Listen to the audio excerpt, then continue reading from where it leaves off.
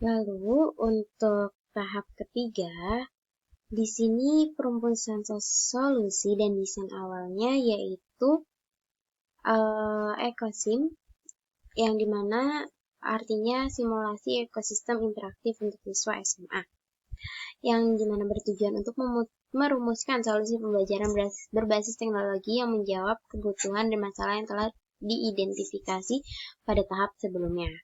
Solusi ini harusnya bersifat berpusat pada pengguna atau learner center, konstekstual, dan mendukung keterlibatan aktif siswa dalam proses pembelajaran. Nah, ekosim ini adalah media pembelajaran berbasis web yang memungkinkan siswa untuk membangun, memodifikasi, dan mengamati ekosistem virtual. Siswa dapat menambahkan populasi hewan, tumbuhan, atau mengubah faktor lingkungan seperti curah hujan dan suhu untuk melihat dampaknya terhadap keseimbangan ekosistem. Melalui pendekatan learning by doing, siswa tidak hanya menghafal konsep, tetapi benar-benar mengalami dan memahami hubungan sebab dan akibat dalam sistem ekologi.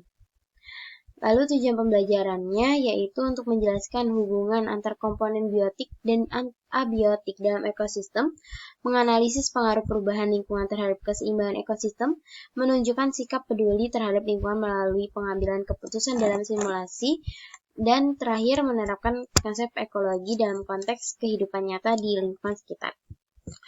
Untuk strategi desain pembelajarannya ini mengacu pada model pembelajaran konseptual yaitu CTL, yang dimana Contextual Teaching and Learning, dan prinsip Learner Centered Design dengan langkah-langkah berikut, yang memiliki komponen konstruktivisme, inquiry, questioning, learning community, modeling, reflection, dan authentic assessment.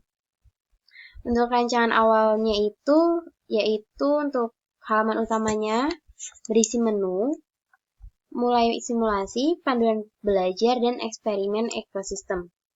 Yang kedua ada simulasi ekosistem yang dimana isinya itu area interaktif yang dimana siswa dapat menambah atau menghapus populasi hidup, mengubah kondisi lingkungan, dan melihat dampak otomatis pada grafik populasi dan keseimbangan energi. Yang ketiga itu ada feedback otomatis. Dan keempat itu ada mode tantangan, yang dimana siswa ini diberi misi misalnya kembalikan keseimbangan ekosistem hutan dalam 5 menit. Lalu alasan pemilihan solusi ini yaitu dalam konstekstual, simulasi didasarkan pada kondisi nyata lingkungan sekitar siswa. Lalu untuk interaktif, memberikan pengalaman belajar aktif dan visual yang menarik. Untuk adaptif sendiri dapat digunakan secara mandiri maupun berkelompok menyesuaikan kecepatan belajar siswa. Dan untuk meningkatkan motivasi, itu mengandung unsur gamifikasi seperti poin, level, dan pencapaian.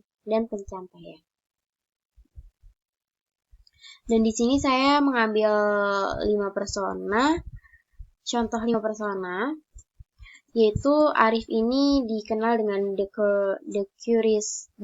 curious observer, yaitu dan Arif ini adalah siswa kelas 10 yang memiliki rasa ingin tahu tinggi terhadap alam. Ia senang mengamati lingkungan sekitar, namun sering kesulitan memahami konsep ekosistem secara ilmiah.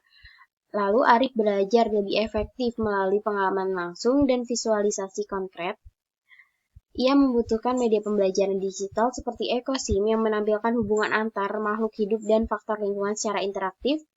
Dan produk digital harus memfasilitasi eksplorasi mandiri yang memungkinkan Arif mengamati dampak perubahan populasi dalam ekosistem secara real time, sehingga ia dapat menemukan pola dan menarik kesimpulan sendiri. Lalu untuk persona 2 yaitu Sinta, yang dijuluki dengan The Visual Learner. Sinta ini adalah siswi yang kreatif dan lebih mudah memahami pelajaran melalui gambar, animasi, dan warna.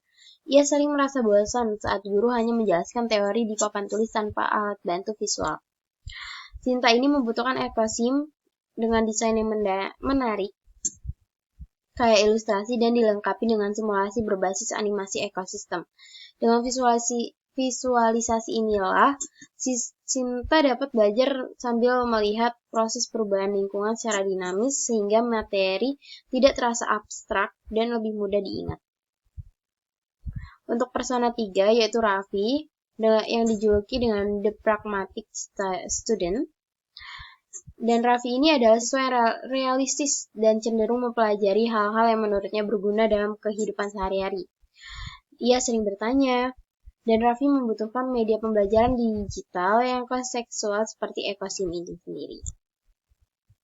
Lalu untuk persona 4 ini ada Dinda yang dijuluki dengan The Struggling Learner. Dan Dinda ini termasuk siswa dengan kemampuan akademik yang sedang, yang sering tertinggal saat pelajaran biologi berlangsung cepat. Dan ia ini mudah kehilangan fokus jika pembelajaran terlalu padat teori. Dan Dinda membutuhkan media Ecosim yang mudah digunakan dan instruksi sederhana, panduan langkah demi langkah, serta fitur umpan balik otomatis yang membantunya memperbaiki kesalahan. Yang persona 5 ini ada Rico yang dijuluki dengan The Tech Enthusiast.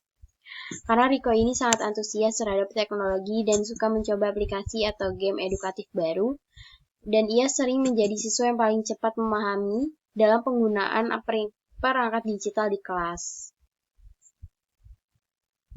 Untuk tujuan dan pain point-nya ini, untuk Arif sendiri ingin memahami hubungan antar komponen ekosistem secara nyata, bukan hanya teori, frustasi karena pembelajaran terasa abstrak. Kebutuhan produk digitalnya ini membutuhkan Ecosim yang menampilkan simulasi interaktif dan visual untuk melihat perubahan ekosistem secara langsung. Untuk Sinta sendiri ingin belajar biologi dengan cara menarik dan mudah diingat. Dan yang ia butuhkan yaitu membutuhkan aplikasi Ecosim dengan animasi, warna menarik, dan simulasi visual dinamis agar konsep mudah dipahami.